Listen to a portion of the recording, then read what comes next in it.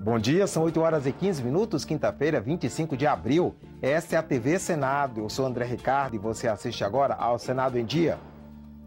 MP aprovada no plenário fortalece a atuação do BNDES no estímulo à produção industrial e inovação. Proposta altera a divisão de financiamento e de tempo na TV para partidos. Comissão do Congresso aprova novo marco regulatório do setor de portos. Aprovado também, mas pela Comissão de Assuntos Econômicos, o texto base da reforma do ICMS.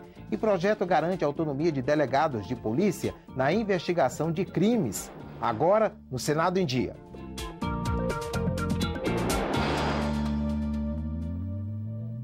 O plenário aprovou ontem medida provisória que fortalece a atuação do BNDES no estímulo à produção industrial, à inovação tecnológica e à produção de etanol. A medida provisória amplia em 85 bilhões de reais o volume de recursos do Programa de Sustentação do Investimento, operado pelo BNDES. Com isso, o Banco Estatal poderá oferecer crédito total de 312 bilhões de reais até o final deste ano.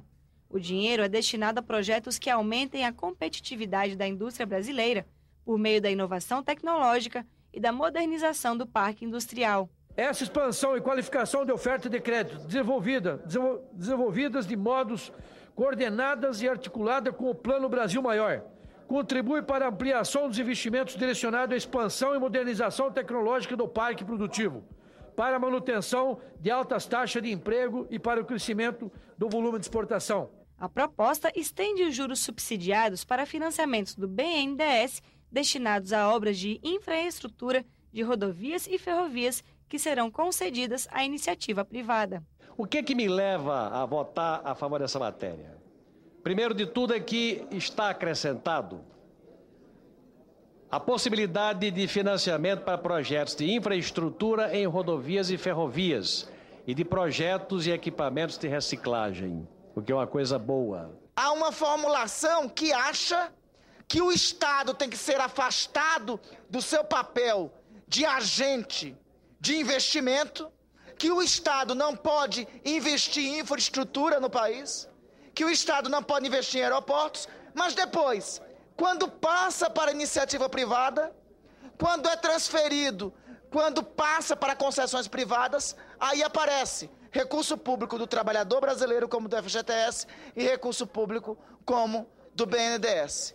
É por essa razão, senhor presidente, que nós seremos, nessa matéria, e me parece, o único voto contrário a ela. A medida provisória também concede ajuda financeira da União para produtores de cana-de-açúcar das regiões Norte e Nordeste afetados pela seca na safra 2011-2012. Sobretudo dando destaque a algo que fala muito diretamente ao nosso Nordeste, senhor presidente Renan, no que diz respeito ao apoio ao etanol, para que possamos ver nesta atividade econômica o mínimo de capacidade, de competitividade e sobrevivência. Boa parte da sessão plenária de ontem foi dedicada a um projeto que acabou de chegar ao Senado. A proposta que altera a divisão do tempo na TV e do dinheiro para os partidos provocou debates acalorados. A Câmara aprovou o projeto na noite de terça-feira. O texto mexe em 2 pontos vitais para os partidos políticos: o tempo no programa eleitoral gratuito e o dinheiro do fundo partidário repassado pelo governo. O cálculo é proporcional ao número de deputados federais de cada partido. Pela proposta, o parlamentar que muda de legenda não pode levar o tempo de rádio e TV, nem a cota do fundo partidário para a nova sigla. A ex-senadora Marina Silva coleta assinaturas para fundar um partido e critica as mudanças que já podem valer para as próximas eleições. Para o PSD, asseguraram o acesso à televisão e ao fundo partidário, e para novas forças que têm o legítimo direito de se organizar, agora está sendo feito um projeto de encomenda para evitar esse acesso. Menos de 20 horas depois da aprovação na Câmara, a base do governo no Senado apresentou um requerimento de urgência para o projeto. De 81, mais de 70 senadores, através dos seus líderes, assinaram o requerimento. Quer dizer, a sua grande maioria também do Senado é a favor desse projeto. O requerimento permite a votação direto no plenário, sem passar pelas comissões. Senadores, inclusive aliados, criticaram a pressa do governo. É constrangedora esta medida. Constrangedora, causa indignação e é desnecessária. Se aprovado hoje, é a maior violência já cometida contra a democracia brasileira. É necessário sim que tenhamos limite para as criações de partidos, mas o casuísmo é intolerável. Outros defenderam a urgência para as novas regras. Aquilo que é um princípio, ele deve valer agora e sempre. Portanto, a discussão tem que ser travada agora. Se você permite que cada parlamentar que mude de partido, mesmo ao amparo da legislação, leve o tempo de televisão e o fundo partidário, cada parlamentar é um partido político. Toda a polêmica é apenas para ler o requerimento de urgência. A controvérsia tem um motivo. Só em 2013, o fundo partidário vai repassar às legendas quase 300 milhões de reais. E em ano eleitoral, o horário gratuito rateia entre as siglas 90 minutos por dia no rádio e na TV. O senador Rodrigo Hollenberg entrou com um mandado de segurança no Supremo Tribunal Federal para tentar impedir a votação do projeto. Nós temos uma decisão muito recente do Supremo Tribunal Federal, reafirmando o princípio da livre organização partidária e o pluralismo político como um fundamento do Estado de Direito. Nós estamos diante de um grande casuísmo eleitoral, de uma agressão à Constituição, e nós não podemos admitir isso. A ex-senadora e possível candidata à presidência da República, Marina Silva, esteve no plenário e tentou convencer os parlamentares a votar contra o requerimento. O pedido chegou a ser aprovado em votação simbólica, mas na verificação, a sessão caiu por falta de quórum. Durante a votação da matéria, o ministro Gilmar Mendes, do Supremo Tribunal Federal, mandou suspender a tramitação do projeto. A decisão atende ao mandado de segurança do senador Rodrigo Hollenberg. A liminar ainda tem que ser julgada pelo plenário do STF. O novo marco regulatório do setor de portos foi aprovado ontem por uma comissão de deputados e senadores. O objetivo da medida provisória que trata do assunto é aumentar a eficiência dos portos e reduzir as tarifas. A reunião começou com 2h30 de atraso. A votação parecia impossível diante das mais de 1.500 sugestões de mudança apresentadas. Mas os parlamentares chegaram a um acordo e conseguiram reduzir a discórdia a apenas 4 pontos disputados no voto. Essa medida provisória é central para o país, nós não podíamos deixar de votar na comissão, do contrário, nós estaremos dizendo ao país, nós não queremos modernizar os portos brasileiros. Por isso que nós fizemos esse acordo de procedimento. Primeiro, a comissão aprovou por unanimidade o texto principal do relator. A proposta estabelece 3 tipos de portos: o público, o privado, que agora também poderá operar só cargas de terceiros, e o porto indústria, para movimentar apenas cargas próprias. O texto também prevê o funcionamento contínuo de serviços públicos como a Polícia e a Receita Federal, para permitir o porto 24 horas. Concede ainda direitos aos trabalhadores portuários, como a aposentadoria especial e a renda mínima. Tudo aquilo que nós acordamos em mesa de negociação, o governo cumpriu, pelo menos até esse momento. O relator, o presidente da comissão e, inclusive, a Casa Civil que participou, estão cumprindo o que nós colocamos em mesa de negociação. A principal polêmica foi a duração das concessões dos portos públicos. Os parlamentares aprovaram a prorrogação dos contratos anteriores a 1993 por até 10 anos. Também acataram a renovação automática de contratos futuros para que tenham 50 anos de vigência garantidos. Emendas sem o apoio do relator e dos petistas. É um exagero, evidentemente, que o governo não tem como sancionar, que prorroga por mais 25 anos, podendo obrigatoriamente, nesse período, chegar até 50 anos. Aí é bondade demais, nós não podemos, porque isso foi além do limite.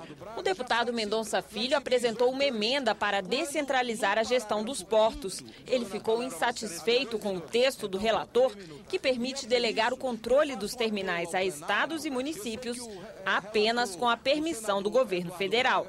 Você imaginar que um país das dimensões do Brasil vai ficar submetido exclusivamente a um modelo licitatório centralizado realizado na ANTAQ e na Secretaria dos Portos é imaginar que o Brasil não tem competência nos vários estados da federação, nos portos delegados, nas unidades portuárias controladas pelos estados da federação. Nós devemos aqui cumprir o acordo que foi feito, que foi formulado e garantir que a ANTAQ possa, naqueles casos em que todos nós sabemos a capacidade de realizar esses procedimentos não cabem, não existe competência para isso, que não se faça. Mas os parlamentares concordaram em deixar a discussão desse e de outros destaques para o plenário da Câmara. Prova de que a batalha pela nova legislação dos portos continua no Congresso e no governo. Ainda teremos o plenário da Câmara e o plenário do Senado, mas a essência do projeto de lei de convenção apresentado no relatório, sim, tem entendimento em torno de 90% a 95%.